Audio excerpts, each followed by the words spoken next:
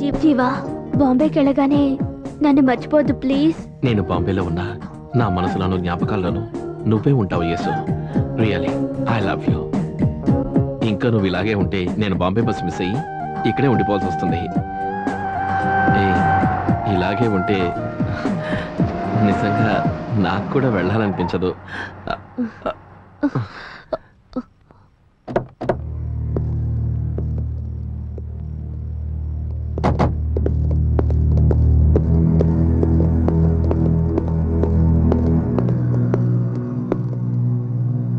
నా జీవితంలో ఎందరినో దెబ్బతీశాను, కానీ ఒక్కరూ రివర్స్ కాలేదు.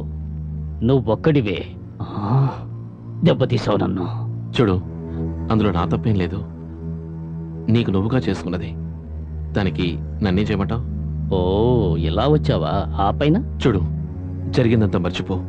నాకు రౌడీ అని ముద్ర వేసిన పోలీసు వాళ్లే నాకు ఈరోజు ఉద్యోగం ఇప్పించారు.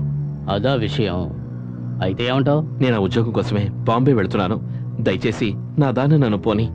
నీకింకా నా మీద నమ్మకం లేదంటే చూడు, బాంబేకి బస్ టికెట్, డిఐజీ గారు ఇచ్చిన లెటరు, ఒక నిమిషం పట్టుకో. డిఐజీ గారు ఇచ్చిన లెటరు, నా సర్టిఫికెట్స్ అన్ని ఇందులో ఉన్నాయి.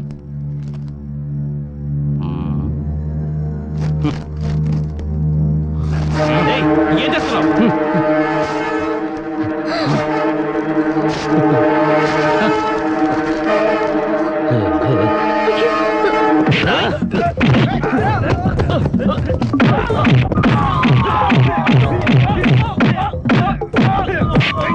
జీవా, వద్దు, వదిలేయ్.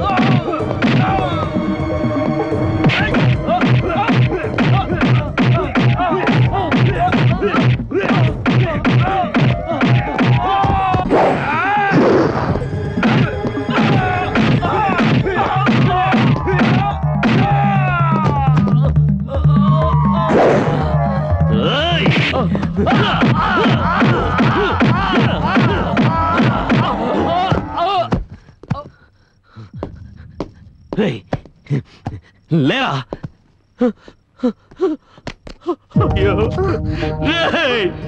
లోపల నా కొడక, నువ్వు చచ్చిపోయి నన్ను హంతకుండా చేసావు కదరా. నా జీవితాన్ని నాశనం చేసావు కదరా. జీవితాన్ని నాశనం చేశాడు. వీడు నా జీవితాన్ని నాశనం చేశాడు. నా గురించి నా తల్లి కన్న కలలన్నీ చెల్లా చెదరైపోయాయి. యసు, చూడు యసు, వాడు చావడమే కాకుండా నాకు జీవితమే లేకుండా చేశాడు. నన్ను హంతకుడిగా మార్చేశాడు. యసు, హంతకుడిగా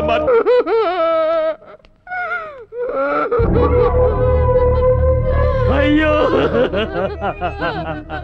ఎవరు వాడు? వాడి పేరేంటి? వాడి పేరు జీవా అన్న.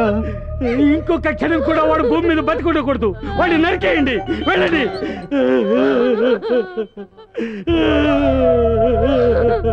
అయ్యో అయ్యో మహేష్,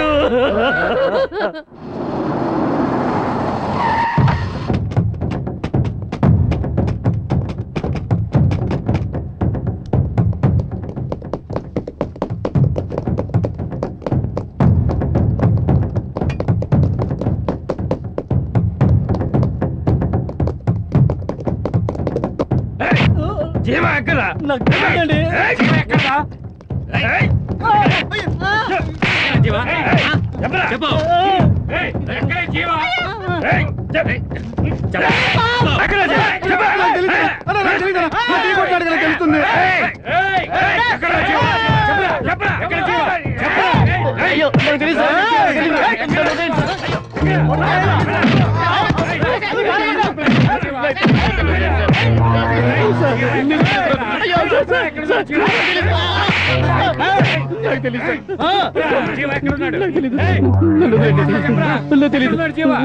తెలీదు.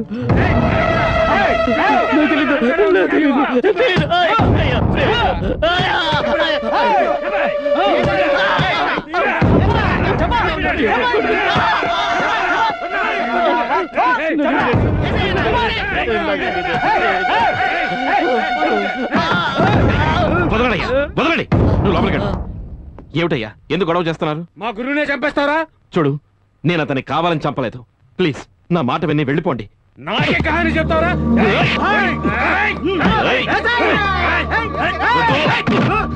నేను చెప్పేది విను. కోపం వచ్చిందా? బతకవు.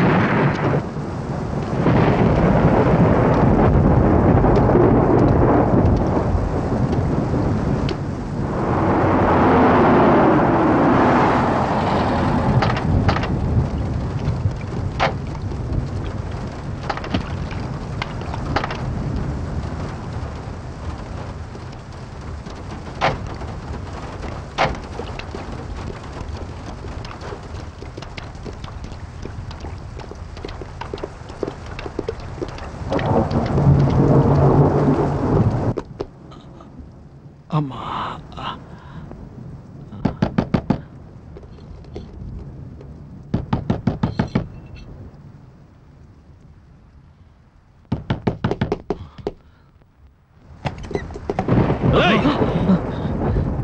నేను నీ శ్రేయోభిలాష్గా వచ్చాను కానీ శత్రువుగా రాలేదు. నా మాట నమ్ము. జీవ, ఈ గుండాయిసం అనేది అపాయంతో కూడుకున్న వృత్తి. అదొక విషసర్పం లాంటిది. పరిగెత్తే కొద్దీ తరుముతూ వస్తుంది. నిన్న నువ్వు చంపిందా నారాయణ కొడుకు మహేష్ని. ఎన్నాళ్ల నుంచో నేను చేయాలనుకున్న పనిని నువ్వు తేలిగ్గా చేసేశావు. ఇక ఆ నారాయణగాడు నేను ఊరికే వదులుతాడనుకున్నావా? వదలడు. అది చాలదన్నట్టు వాడి అనుచరులు 2 కాళ్ళు చేతులు తీసేశావు. నువ్వు చేసింది తప్పని నేను అనడం లేదు. చాలా చాలా గొప్ప పని చేశావు. ఇక నీకున్నవి రెండే మార్గాలు. ఒకటి పోలీసులకు సరెండర్ అయి 14 ఏళ్లు జైల్లో ఉండడం, రెండు ఆ నారాయణ గాడి చేతిలో చావడం. ఏ దారి సెలెక్ట్ చేసుకుంటావో నీ ఇష్టం. ఏది సెలెక్ట్ చేసుకోలేకపోతున్నావు కదా. నువ్వు సరేనంటే నీకు మూడో దారి బాబుల్ రెడ్డి చూపిస్తాడు. అది నువ్వు నాతో చేతులు కలపడానికి ఒప్పుకుంటేనే. నాతో ఉంటే నీకే ఆపద రాదు. ఆ రోజు స్టేషన్లో నువ్వు బతిమాలుకున్నా నేను నిన్ను విడిపించలేదు. కారణం నువ్వెంత బలవంతుడివో నాకు తెలియలేదు. ఈ రోజు నీ శక్తి ఏమిటో నాకు తెలిసింది. పదజీవ, నన్ను అనుమానించకు. నన్ను నమ్మిన వాళ్ళని నేనెప్పుడూ వదిలిపెట్టలేదు. రా నాతో. అవును జీవా, ఆయన చెప్పేది కరెక్ట్. నువ్వు ఆయనతో వెళ్ళడమే అన్ని విధాలా మంచిది. వెళ్ళు జీవా, వెళ్ళు జీవా, ప్లీజ్. ఇంకేం ఆలోచించకుండా నాతో వచ్చే జీవా. నువ్విక్కడున్నావని ఆ నారాయణకు కానీ పోలీసులకు కానీ తెలిస్తే నిన్ను నీ ఫ్రెండ్స్ని చంపేస్తారు. పద వెళ్దాం.